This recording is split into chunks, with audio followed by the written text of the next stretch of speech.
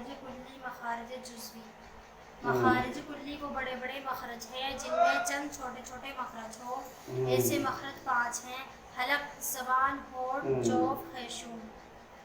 مخارج جزوی وہ چھوٹے چھوٹے مخرج ہیں جن سے ایک یا ایک سے زیادہ حروف نکلتے ہوں.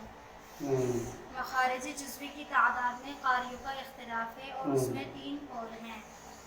نمبر 1 17. یہ بھی ہو گیا تھا کہ اس میں 3 قول ہیں. Number 1 17، number 2 16، number 3 14. خلیل ابن احمد کے نزدیک 17 اور خلیل احمد کے نزدیک 17 اور سباوی کے نزدیک 16 اور فرقہ کے نزدیک 14. کل حروف 29 ہیں اور 29 حروف کل حروف 29 ہیں اور 29 حروف کے لیے 17 مخرج ہیں. یعنی کہ یہ پہلے بھی تفصیل سے پوری تفصیل سے حصے اول میں آ چکا ہے کہ مخرج کس کو کہتے ہیں اور 29 حروف کے لیے 17 مخرج کیسے ہیں. یہ پہلے بہت تفصیل سے آ چکا، اس لیے اب ضمن اس کو دیکھ لیتے ہیں. ہاں پڑھو. نمبر 1 جوف دہن یعنی مفخم. نمبر 1 جوف دہن یعنی مفخم. اس سے الف مدہ یا مدہ نکلتے ہیں. ان تینوں حرفوں کو مدہ غیظ جوفیہ کہتے ہیں. ان تینوں سے الف واو یا مدہ نکلتے ہیں. نمبر 1 جوف دہن یعنی مفخم، اس سے الف اور واو مدہ اور یا مدہ نکلتے ہیں. یعنی کہ الف جو جوف دہن مخرج ہے، منہ کا خالی حصہ، اس سے 3 ایک لفظ اور 2 مدہ ان کی ادائیگی ہوتی ہے، واو مدہ یا مدہ اور ایک الف. ان تینوں کی ادائیگی ہوتی ہے. ان تینوں کو بولتے ہیں مد ہوائیہ، جوفیہ، وافیہ. ہوائیہ اس لیے بولتے ہیں ان کو کہ جب ہم بولتے ہیں عارف دال و آتش دو دال یا زر دی دو دی، تو ان کی آواز بیچ میں ٹنگ جاتی ہے جیسے ہوا میں کوئی چیز لہراتی ہے. کہ ایسے ہی یہ تینوں ہوا میں، منہ کی ہوا میں جو حلق میں یعنی کہ حلق اور ہونٹوں کے درمیان جو ایک خلا ہے، اس میں یہ تینوں جھول جاتے ہیں جیسے ہوا میں جھول جاتے ہیں. اور ذوقیہ اس لیے کہتے ہیں اس کو کہ یہ نہایت ہی ضعیف ہیں، یعنی کہ ذوق کے ساتھ، کمزوری کے ساتھ ادا ہوتے ہیں، طاقت کے ساتھ ادا نہیں ہوتے. جیسے جن، اج، حل، تل، مخ ایسے نہیں ادا ہوتے ہیں، بلکہ بہت ذوق کے ساتھ ادا ہوتے ہیں. اتنے ذوق کے ساتھ ادا ہوتے ہیں کہ جو مخرج نہیں جانتا یا تھوڑے مخرج جانتا ہے تو اس کی سمجھ میں نہیں آئے گا کہ یہ کہاں سے نکل گئے مخرج. نمبر 2 اقصائے حلق یعنی حلق کا آخری سینے کی طرف والا حصہ، اس سے حمزہ ہا نکلتے ہیں. نمبر 2 اقصائے حلق یعنی کہ حلق کی منہ کی طرف والا، حلق کے منہ کی طرف والا حصہ، اس سے 2 حرف نکلتے ہیں، حمزہ ہا. نمبر 3 وسط حلق یعنی کہ حلق کے بیچ والا حصہ، اس سے بھی 2 حرف نکلتے ہیں، عین ہا.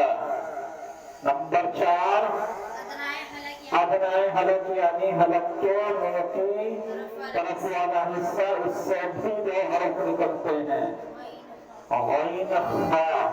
یہ تفصیلی بیان آ چکا ہے حصہ اول میں.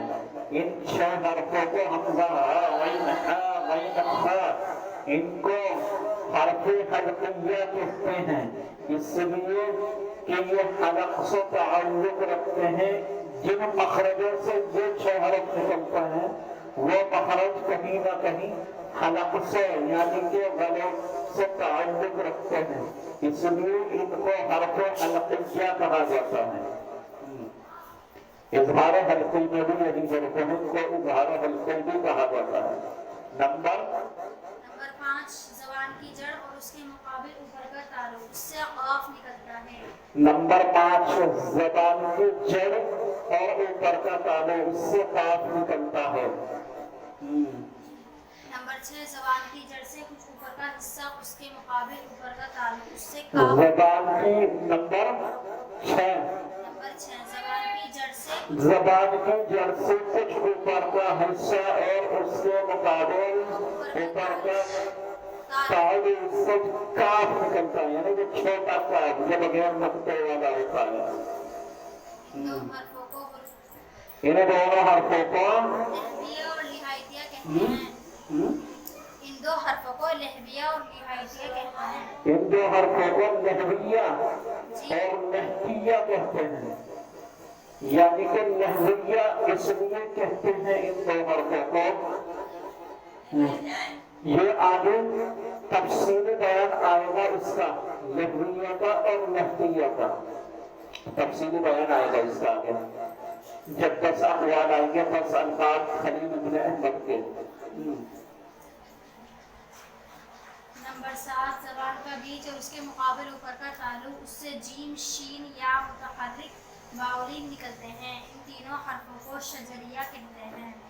جیم، شین، یا، ان تینوں حرفوں کو شجریہ کہتے ہیں، اور ان کا مخرج زبان کا بیچ اور اس کے مقابل اوپر کا تعلق، یہ بھی آگے آئے گا درس الفاظ میں۔ نمبر 8 زبان کی کروٹ اور اوپر کے داڑوں کی جڑ، اس سے غاد نکلتا ہے۔ نمبر 8 زاد کا مخرج زبان کی کروٹ یعنی کہ زبان کی سائیڈ اور اوپر کے داڑوں کی جڑ، اس سے واد نکلتا ہے۔ نمبر 9 اس کو حافیہ کہتے ہیں۔ اس کو حافیہ کہتے ہیں، یہ تفصیل بیان آ جائے گی۔ ہاں نمبر 9 زبان کا کنارہ ایک ظاہر سے لے کر دوسرے ظاہر تک اور اوپر کے دانتوں کے مسوڑوں، اس سے لام نکلتا ہے۔ نمبر 10 نمبر 9 زبان کا کنارہ ایک ظاہر زبان کا کنارہ ایک ظاہر سے لے کے دوسرے ظاہر تک اور اوپر کے دانتوں کے مسوڑے، ان سے لام نکلتا ہے۔ نمبر 10 زبان کا کنارہ ایک انیاب سے لے کر نمبر 10 زبان کا کنارہ ایک انیاب سے لے کر دوسرے انیاب تک، ان کو اس سے نون نکلتا ہے، اور اوپر کے داڑوں کے دانتوں کے مسوڑے، اس سے نون نکلتا ہے۔ نمبر 11 زبان کا کنارہ اور کچھ زبان کی پشت، جبکہ نمبر 11 زبان کا کنارہ اور کچھ زبان کی پشت، جبکہ ملے ثنایا رباعی اور ثنایا علیہ اور رباعی کی مسوڑ، ثنایا علیہ اور رباعی کے مسوڑے سے، اس سے را نکلتا ہے۔ لام، نون، را، ان تینوں کو طرفیہ زرقیہ کہتے ہیں۔ ہم نے ایک ہی مخرج لکھا ہے تینوں کا نبحت القواعد میں۔ نمبر 12 زبان کی نوک اور ثنایا علیہ کی جڑ، اس سے زبان کی نوک اور ثنایا علیہ کی جڑ، اس سے تا، دال، تا نکلتے ہیں۔ ان تینوں حرفوں کو نطعیہ کہتے ہیں۔ ہاں زبان کی نوک اور ثنایا علیہ کا کنارہ، نمبر 13 ثنایا زبان کی نوک اور ثنایا علیہ کا کنارہ، اس سے 3 حروف نکلتے ہیں، اس سے بھی لال، فا، زال، وا، ان تینوں کو حرفوں کو لسویہ کہتے ہیں، لسویہ۔ نمبر 14 زبان کی نوک اور ثنایا سفلی، نمبر 14 زبان کی نوک اور ثنایا سفلی کا کنارہ اور کچھ اتصال ثنایا علیہ سے، ان سے بھی 3 حروف نکلتے ہیں، زا سین صاد، ان کو صفریہ کہتے ہیں۔ ان تینوں حرفوں کو ان تینوں حرفوں کو صفریہ اور اور اصلیہ کہتے ہیں۔ نمبر 15 ثنایا اولیاء کا کنارہ اور نیچے کے گوٹ کی تری والا حصہ، اس سے فا نکلتا ہے۔ نمبر 15 ثنایا اولیاء کا کنارہ اور نیچے کے ہونٹ کی تری والا حصہ، اس سے فا نکلتا ہے، اس کو کیا کہتے ہیں؟ نمبر 16 اچھا نمبر 16 دونوں ہونٹ، اس سے با میم واو متحرک واولین نکلتے ہیں، مگر ان تینوں میں یہ فرق ہے کہ با دونوں ہونٹوں کی تری سے نکلتا ہے، اس لیے اسے بحری کہتے ہیں، اور میم دونوں ہونٹوں کی خشکی سے ادا ہوتا ہے، اس لیے اس کو بریہ کہتے ہیں، اور واو متحرک واولین دونوں ہونٹوں کے ناتمام ملنے سے ادا ہوتا ہے۔ فا با میم واو متحرک واولین، ان چاروں کو شفویہ اور شفویہ کہتے ہیں۔ شفویہ کہتے ہیں۔ اب شروع سے دیکھو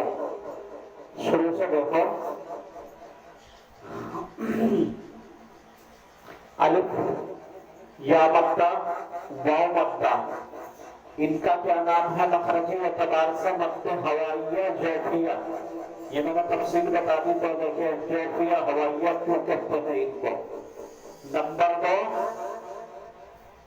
کیا ہے؟ نمبر 2 اقصائے حلق۔ اقصائے حلق کی پوری تفصیل میں نے بہت تفصیل سے بتائی حصہ اول میں۔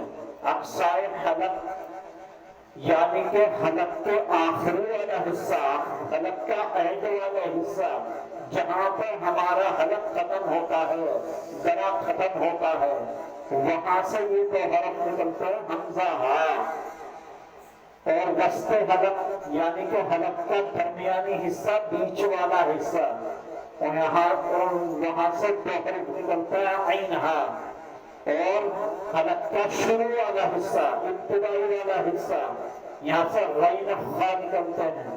اس لیے میں نے بتایا تھا کہ ان کو حلقیہ اس لیے کہا جاتا ہے کہ یہ حلق سے تعلق رکھتے ہیں 6 کے 6 حروف، حمزہ ہا عین ہا غین خا، ان کو حرف حلقیہ کہتے ہیں، اور اظہار حلقی بھی ان کا نام ہے۔ نمبر کتنا رہے گا؟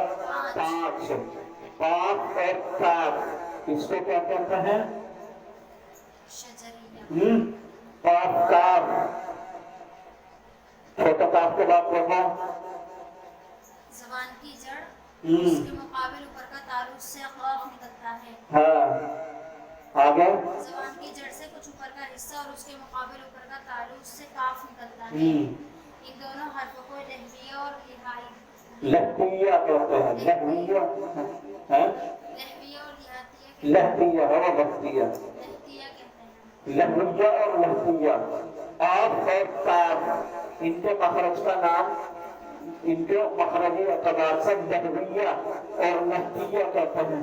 لہ کے معنی آتے ہیں مسوڑے کے، یہ لہ کے معنی آتے ہیں کوے کے، جو ہمارے حلق میں ایک لوگ تھوڑا سا لٹ کر آتا ہے نا گوشت کا، اس کو کہتے ہیں ہم کوا، تو لہ اس کو کہتے ہیں عربی زبان میں، تو اس کوے کے معنی آتے ہیں لہ۔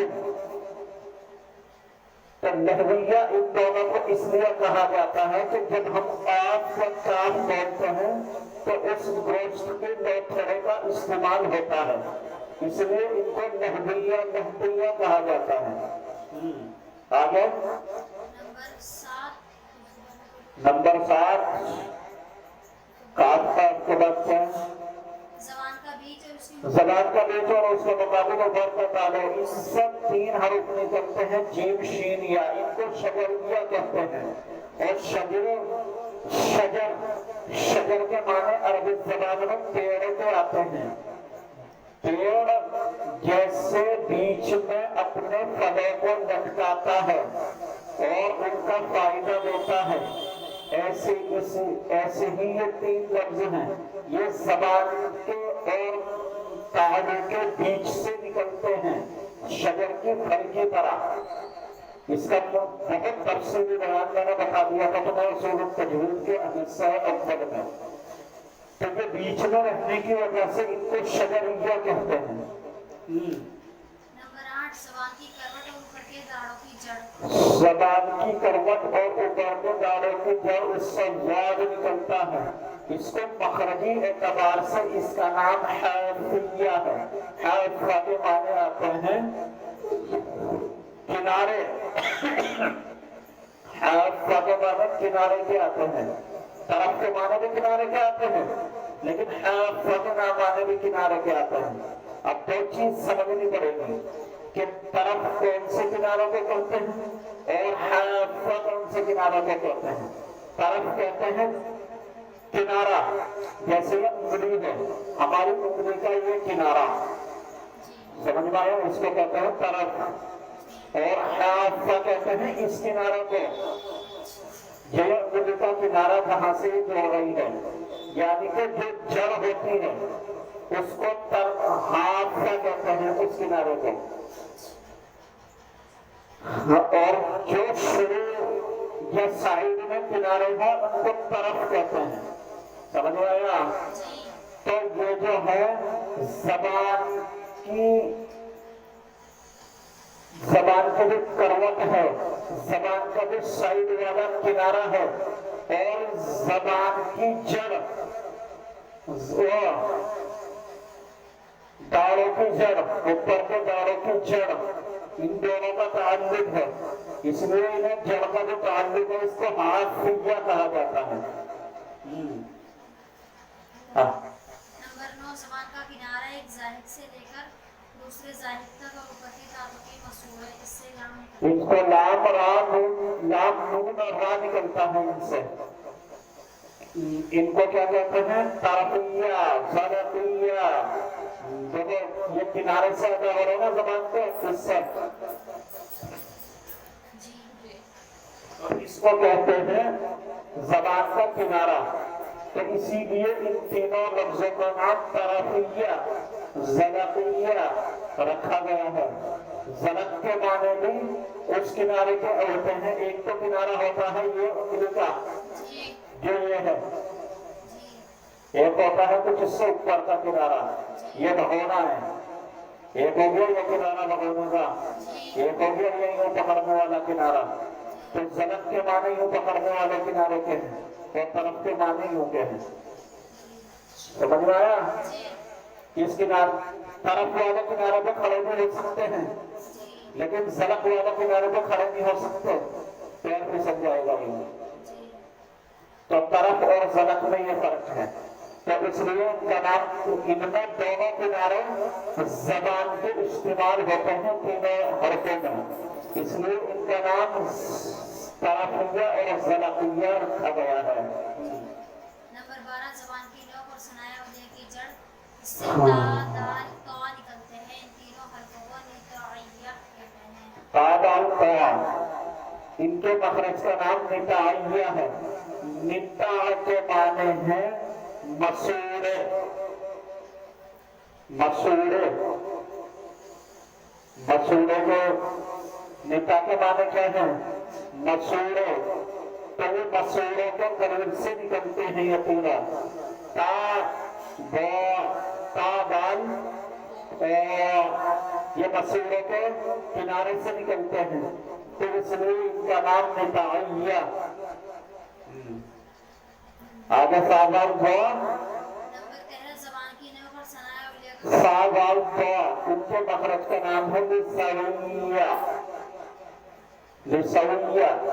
تو سویہ ان کا نام اس لیے رکھا گیا ہے کہ یہ جو یہ نوک ہے نا زبان کی, اس کا نام کیا ہے؟ لسان سویہ, یعنی کہ زبان کی نوک, یہ زبان کی نوک سے نکلتے ہیں. تو اس لیے ان کا نام سویہ رکھا گیا ہے. نمبر 14 زبان کی نوک ثنایا سفلے کا کنارہ اور کچھ اتصال ثنایا اولیہ سے, اس سے زا, سین, صاد, زا, سین, صاد, زا, سین, صاد یہ جب ہم سین بولتے ہیں، صاد بولتے ہیں، زا بولتے ہیں، تم نے صفات میں پڑھا ہے کہ صفت صفیر ہے اس کے اندر، ہے نا؟ صفت میں پڑھا تم نے کہ اس کے اندر صفت صفیر ہے، تو صفیر کے معنی آپ نے یہ بھی پڑھا کہ صفیر کے معنی سیدھی کے آتے ہیں۔ عربی زبان میں ایک چڑیا ہے جس کا نام صفیر، جس کو صفیر کہتے ہیں، اس کو صفیر یوں ہی کہتے ہیں، آواز ایسی نکالتی ہے، تو اس لیے ان تینوں حرفوں میں بھی ایسی ہی آواز نکلتی ہے، تو اس لیے ان کا نام صفریہ اصلیہ رکھا گیا ہے۔ اصلیہ ان کا نام اس لیے ہے کہ ان کو ظاہر کرنا پڑے گا سین شاد زا واد، تو ان کو ان کی اصل بتانی پڑے گی الگ الگ، ایسا نہیں ہے سین صاد، بلکہ شاد کو پر کرنا پڑے گا اس کی اصل بتانے کے لیے۔ سمجھ میں آیا؟ تو اصل میں ان کو اس لیے کہا گیا کہ ان کی اصل ظاہر کرنی پڑے گی ادائیگی کے اعتبار سے۔ نمبر 15 ثنایا الیہ کا کنارہ اور نیچے کے ہونٹ کی تری والا حصہ، اس سے فا نکلتا ہے۔ دونوں ہونٹ نمبر 16 دونوں ہونٹ اس سے با میم واو متحرک واو لین نکلتے ہیں، دیکھو فا اور آگے بولو، دونوں ہونٹ اس سے با میم واو متحرک با واو میم اور واو فا با میم واو اور یہ چار حروف ہیں، فا با واو میم او فا با میم واو، یہ ہونٹوں سے ادا ہوتے ہیں۔ عربی زبان میں ہونٹ کے معنی صف کے آتے ہیں، تو اس لیے ان کا نام صفویہ رکھا گیا ہے۔ یہ اس لیے رکھا گیا ہے صفویہ ان کا نام کہ یہ ہونٹوں کے کبھی کوئی سا حرف ہونٹوں کے کنارے سے ادا ہوتا ہے، کوئی سا حرف ہونٹوں کے اندرونی حصے سے ادا ہوتا ہے، یعنی کہ چاروں حرف ایسے ان 6 حرفوں کا حلق سے تعلق تھا نا، 6 کے 6 کا کہیں نہ کہیں، ایسے ہی ان کا کہیں نہ کہیں ہونٹوں سے تعلق ہے، تو اس لیے ان کا نام صفویہ رکھا گیا ہے۔ آگے واؤ سے آگے پڑھو، نمبر 10 خیشم یعنی نام کے واسطے سے، ابھی تفصیل تو پڑھو اس کی۔ واؤ کے بعد با میم واؤ متحرک واو لین نکلتے ہیں، مگر ان تینوں کا فرق یہ ہے کہ با دونوں ہونٹوں کی طرح سے نکلتا ہے، اس لیے اس کو بحریہ کہتے ہیں۔ ان سے 6 حروف نکلتا ہے، اس لیے بتا دھیان سے دیکھو کرو۔ نمبر 1 فا، نمبر 2 با، نمبر 3 میم، نمبر 4 واو، نمبر 5 واو متحرک واو لین، 6 ہو گئے نا؟ تو یہ 6 جو ہیں ہونٹوں سے ادا ہوتے ہیں۔ اب دیکھو تفصیل اس کی، واو کو واو متحرک واو لین، اس کے بعد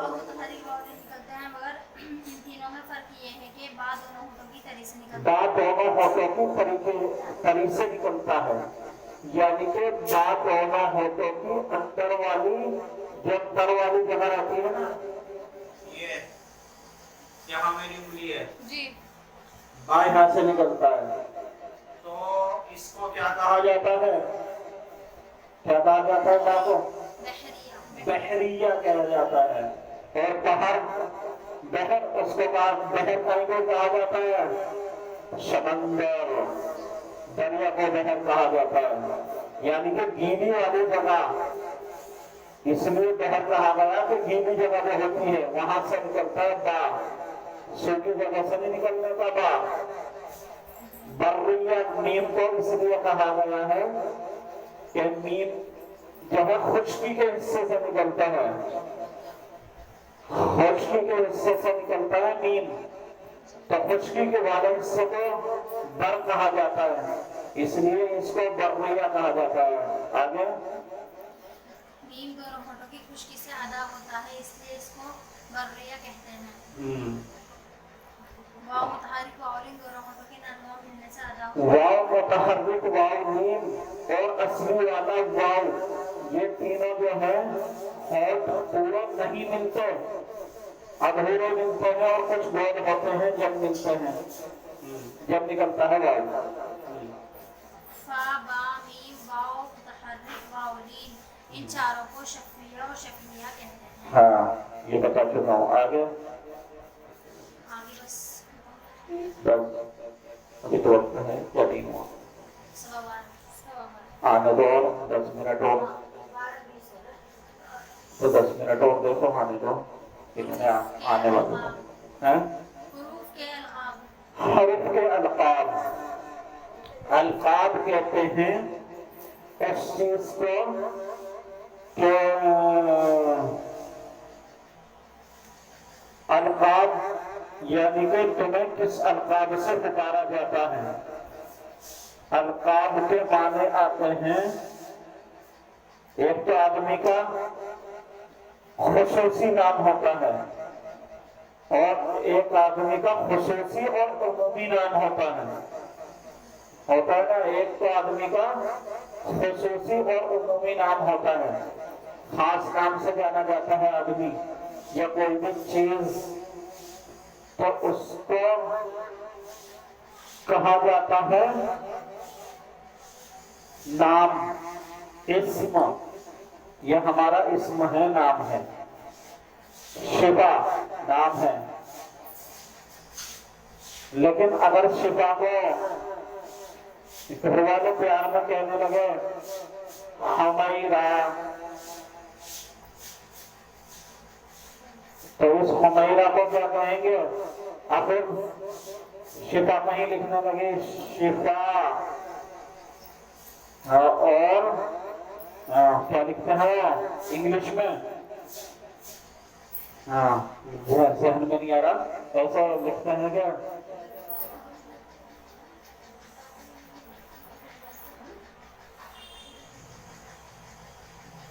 جیسا کہتے ہیں نک نیم، نک نیم، تیرا نک نیم کیا ہے؟ ایک تو ہوتا ہے اصلی والا نام ہے نا، ایک ہوتا ہے نک نیم، تو نک نیم جو ہوتا ہے اس کو القاب بولتے ہیں، بس اس سے آسان زبان میں کچھ نہیں سمجھا سکتا میں، نک نیم سمجھ لو، ٹھیک ہے نا؟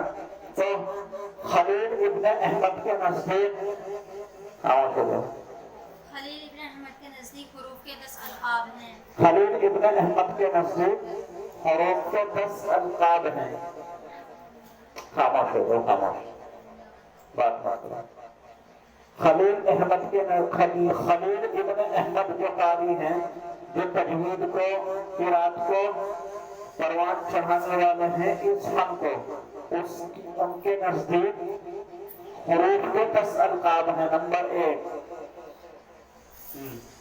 مدہ ہوائیہ اور جوفیہ، مد ہوائیہ جوفیہ، اس کی تفصیل بتا چکے ہیں۔ ہاں، مدہ اس لیے کہ ان پر مد بھی ہوتا ہے، ہوائیہ اس لیے کہ مدہ اس لیے کہ ان پہ مد ہوتا ہے، ہوائیہ اس لیے کہ ہوا پر ختم ہوتے ہیں، یہ ہوا پر ختم ہوتے ہیں، جوفیہ اس لیے کہ یہ منہ کے خالی حصے سے ادا ہوتے ہیں، جوفیہ اس لیے کہ منہ کے خالی حصے سے منہ کے ادا خالی حصے سے ادا ہوتے ہیں، زور سے کمزوری سے ادا ہوتے ہیں۔ ہاں، نمبر 2 حلقیہ اس لیے کہ یہ حلق سے ادا ہوتے ہیں، حلقیہ اس لیے کہ حلق سے ادا ہوتے ہیں، نمبر 3 لہویہ اور لہائیہ، لہویہ اور لہتیہ اس لیے کہ لحاظ کے 2 معنی ہیں، کوا اور زبان کی جڑ، قوا اور زبان کی جڑ، زبان کی جڑ کی بھی ہے لہت کے معنی، یہ میں تمہیں بتا چکا ہوں۔ کیونکہ یہ کوا کی متصل زبان کی جڑ سے ادا ہوتے ہیں، اس لیے یہ قوا کے متصل یعنی کہ قوا کے قریب سے ملنے سے ادا ہوتے ہیں۔ اس لیے کہ یہ منہ کے درمیان سے نکلتے ہیں۔ ہاں، نمبر 4 شجریہ، شجریہ اس لیے کہ یہ منہ کے درمیان سے نکلتے ہیں، شجر کے معنی ہے نمبر 4 شجریہ، یہ میں نے پوری تفصیل بتا دی کہ منہ کے درمیان سے نکلتے ہیں، شجر کے معنی ہے منہ کے درمیان کے۔ شجر کے معنی ہے منہ کے درمیانی حصہ قرہ کے نزدیک۔ نمبر 5 حافیہ اس لیے کہ نمبر 5 حافیہ اس لیے کہ زبان کے کروٹ से जबान की करवट से अदा होते हैं। हाथ के माने किनारे के आते हैं। नंबर 6 तरफिया और ज़लक़िया। नंबर 6 तरफिया ज़लक़िया तरफ के माने किनारे के आते हैं। और नंबर 7 मुतअय्या, इसलिए कि ताल्लुक़ के पूरे हिस्से के पास। तरफ के माने ज़लक़ के माने बता दो पूरा पढ़ो। तरफिया और ज़लक़िया इसलिए कि ज़बान के किनारे से अदा होते हैं। तरफ और ज़ल के माना है किनारा। आगे नंबर 7 मुतअय्या, इसलिए कि ताल्लुक़ के खुरदुरे हिस्से के पास। मुतअय्या इसलिए कि ताल्लुक़ के खुरदुरे हिस्से के पास से अदा होते हैं, जिसका माना मैंने मसूड़े बताए थे। ताल्लुक़ के खुरदुरा हिस्सा वही मसूड़े होते हैं, तो उसका जो ताल्लुक़ के पास जो खुरदुरा हिस्सा होता है ना, उस मसूड़े का नाम है निताइया, इसलिए उनको निताइया कहा जाता है। निता के माने ताल्लुक़ का खुरदुरा हिस्सा। नंबर 8 लिफ़ाविया, इसलिए कि मसूड़ों के करीब से अदा होते हैं। लिफ़ाविया इसलिए कि मसूड़ों के करीब से अदा होते हैं। लिस्सा के माना है मसूड़ा। लिस्सा के माने है मसूड़ा। लिस्सा के माने मसूड़ा और लिस्सा के माने ज़बान के आगे वाली नोक भी आते हैं। सफ़ीरिया, इसलिए सफरिया इसलिए कि कि अदा करते वक्त एक सीटी वाली आवाज अदा होती है, जो मैंने तफसील बता दी पूरी। सफ़ीर के माना है सीढ़ी। असलिया, इसलिए कि ज़बान के नोक से अदा होते हैं। असलह के माना है ज़बान की नोक। असलह के माने भी ज़बान की नोक भी, असलह के माने में आती है ज़बान की नोक भी। एक असलिया के माने मैंने बताए हैं, वो भी मोतबर है। हाँ। नंबर 10 शफ़िया और शफ़िया, इसलिए कि ये होठ से निकलते हैं। शफ़िया और शफ़िया इसलिए कि होठों से अदा होते हैं। शफ़ के माने आते हैं होठ। और आगे है हर्फ़ फ़रई। हर्फ़ फ़रई ये तो छोटा सा ही। जी छोटा सा ही। हाँ, हर्फ़ फ़रई। इमाम हफ्स रहमतुल्लाह अलैह की रिवायत में हर्फ़ फ़रई 5 हैं। नंबर 1 हमज़ा मुसहला, यानी वो हमज़ा जिसको तस्कीन। इमाम हफ्स रहमतुल्लाह अलैह की रिवायत में हर्फ़ फ़रई 5 हैं। हर्फ़ फ़रई यानी कि एक होता है असली, एक होता है फ़रई। जैसे यूं समझो कि मद्दे असली या वाव, अलिफ या वाव, ये तो मद्दे असली है ना। मद्दे असली कहा जाता है ना इन तीनों को। अलिफ या वाव मद्दे असली है, और इसके बाद जितने भी मद आते हैं, इसके बाद जितने भी मद आएंगे वो क्या है? मद्दे फ़रई। समझ में आया? मद्दे मुत्तसिल, मद्दे मुनफसिल, मद्दे नाज़िल, मद्दे आरिज़ वक़फ़ी और मद्दे सिला, इन सबको हम क्या कहेंगे? मद्दे आरिज़ वक़फ़ी। और मद्दे असली क्या है? अलिफ या वाव। इसलिए कि अलिफ या वाव के बिना मद्दे फ़रई नहीं बन सकते। आप ये समझो कि असल उसको असल कहते हैं बुनियाद को, और फरा कहते हैं उसकी ऊपर वाली इमारत को। अगर बुनियाद नहीं होगी तो इमारत नहीं चलेगी। तो इसलिए इमाम हफ्स रहमतुल्लाह अलैह के नज़दीक हर्फ़ फ़रई कुरान करीम के अंदर 5 हैं। उसमें नंबर 1 हमज़ा मुसहला, यानी वो हमज़ा मुसहला, यानी कि वो हमज़ा जो तस्हील और नरमी से अदा किया जाए। जैसे आजमी, जैसे आजमी, अरबी, आजमी, यानी कि ऐसे नहीं पढ़ा जाएगा। आजमी ठीक है।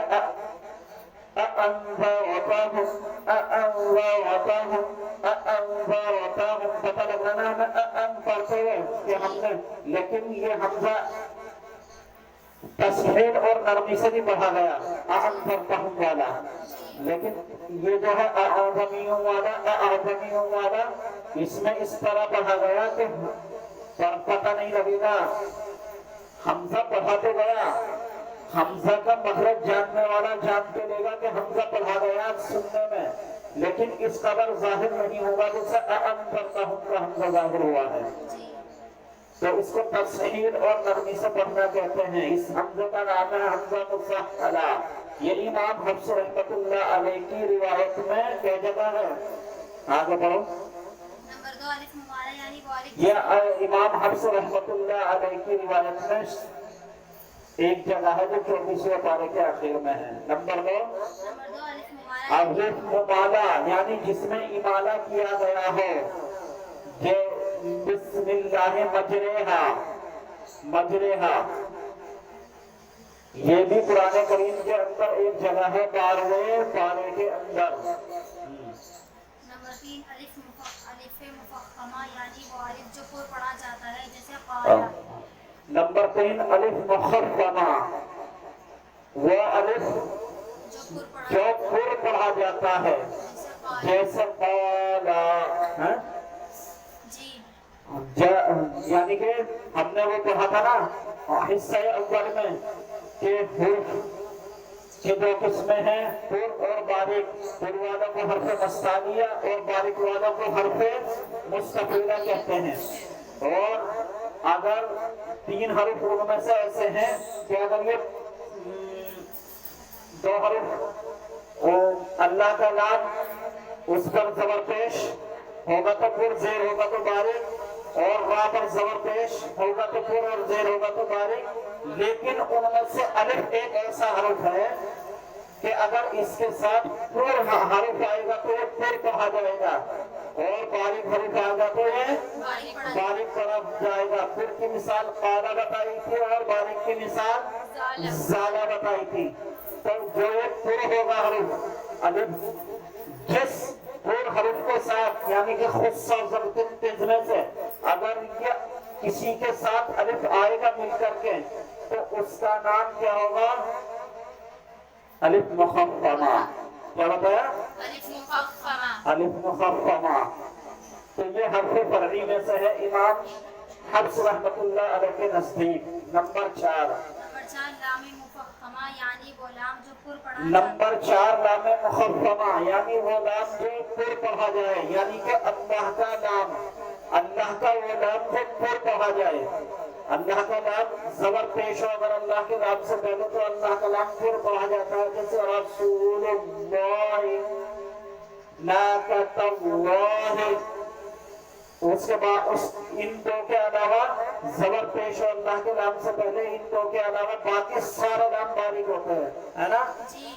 تو یہ جو پر پڑھے جاتے ہیں 2 لام، ان لام کا نام ہے لام مخفمہ۔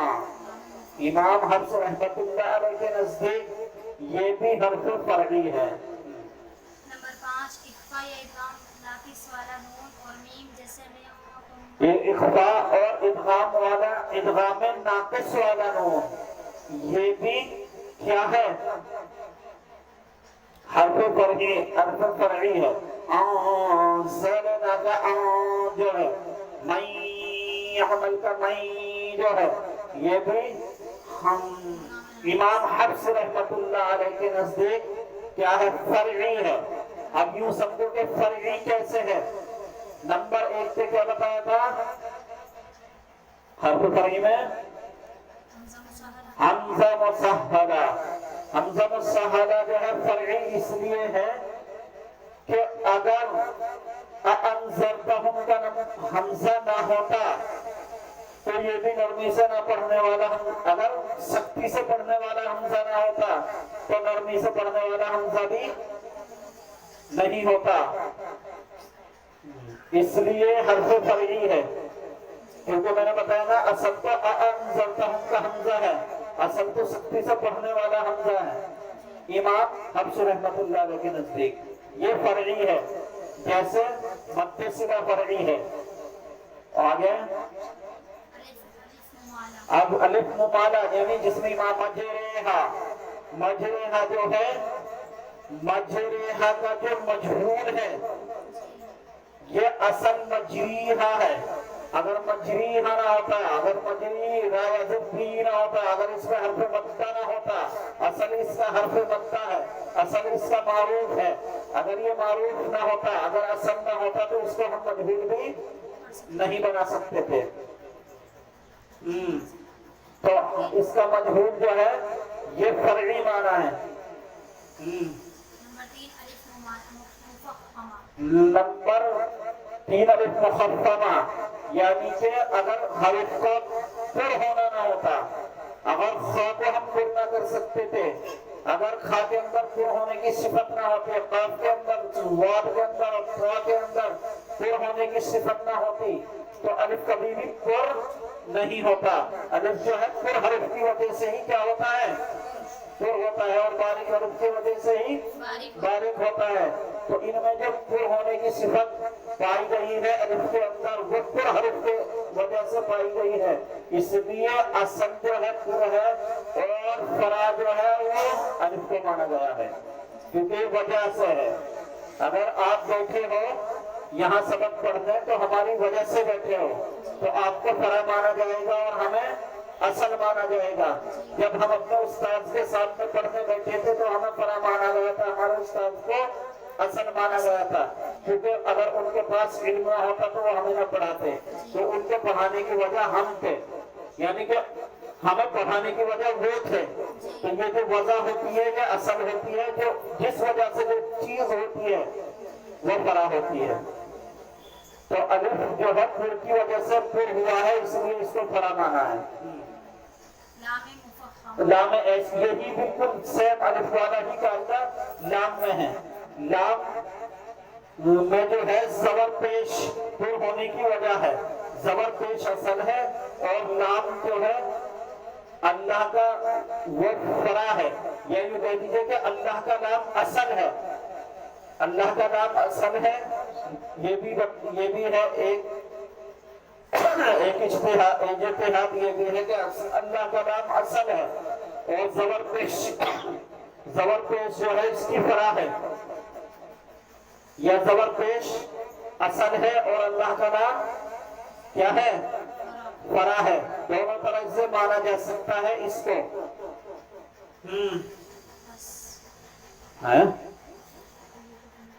چار ہے نا, پانچ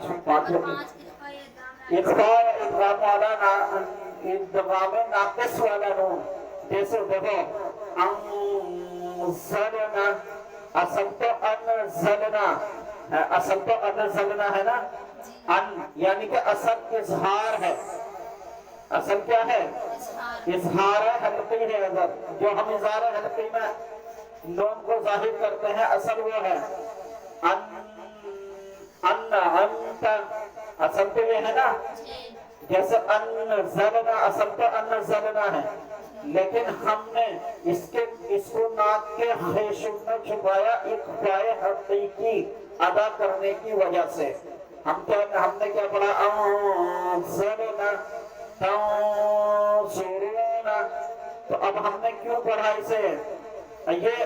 یہ جو ہے نا انزلنا یہ اصل ہے, یعنی کہ اظہار اس کا اصل ہے, اور انزلنا اس کی فرا ہے. تو امام حفص نے اس کو فرا مانا ہے انزلنا کے اخفاء کو, یعنی کہ اخفاء حقیقی کے نون اور نون ساکن اور تنوین کو. اور ایسے ہی من یعمل کا اصل کیا ہے؟ من یعمل ہے نا, من یعمل اصل ہے, لیکن میں کیوں پڑھا گیا اور کیوں پڑھا گیا؟ قرآن کریم کی خوبصورتی کی وجہ سے.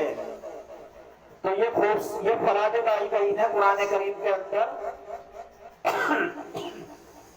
یہ فرا جو لائی گئی ہے قرآن کریم کے اندر کس لیے لائی گئی ہیں؟ یہ خوبصورتی پیدا کرنے کی وجہ سے لائی گئی ہیں. تو خلیل ابن احمد کے نزدیک 4 حروف فرا ہیں. تو یہ فرا جو پیدا کی گئی ہے قرآن کریم کی خوبصورتی کی وجہ سے پیدا کی گئی ہیں. ورنہ آپ عالمہ ہیں, آپ الحمدللہ اتنا بھی جانتی ہیں کہ انزلنا سے بھی معنی پورے ہو جائیں گے, اور تنظرون سے بھی معنی پورے ہو جائیں گے. وآخر دعوانا الحمدللہ رب العالمین.